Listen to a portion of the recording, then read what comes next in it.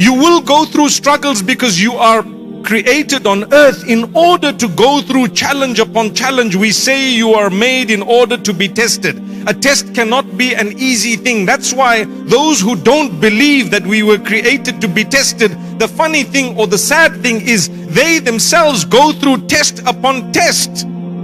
They go through test upon test every single day.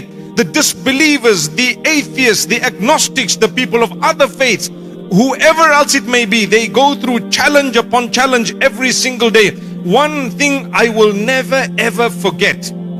I entered a hospital one day. I walked to this person who was unwell, and he told me that there is this guy speaking to the sick people. And look, with all due respect to the Christians, this brother happened to be a Christian, and he was a pastor. And he came to this man who was unwell for a long time and told him that, do you know what? Look at what Muhammad did to you. Astaghfirullah. Look at what Muhammad did to you. You know what he's trying to say? He's trying to say you are sick because you are following Muhammad.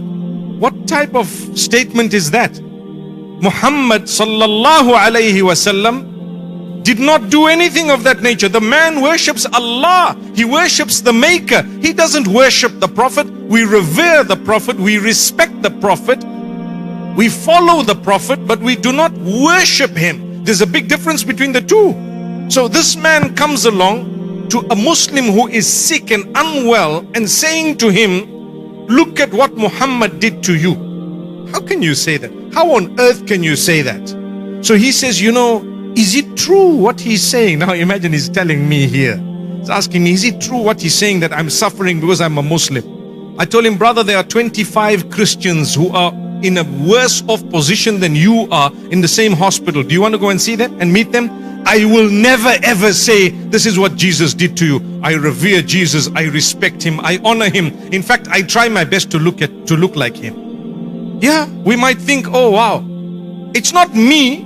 I may know descriptions, but it's the Christians themselves who actually drew portraits and put up statues and so on, something which we don't believe we should do, but we have descriptions. Yes, he had a beard. Yes, he wore garments. He wore something long and so on, whatever it may be. Wallahi, when I walk out in the streets of my own country, some of the little youngsters who are, you know, on the street, they'll say, hey, Jesus. They say, this guy is Jesus, you know. That's what they don't do it with the Christian pastors. It's a fact of life. With all due respect, the only point I'm trying to raise is we revere Jesus so much that we try and emulate a lot of what the prophets have brought.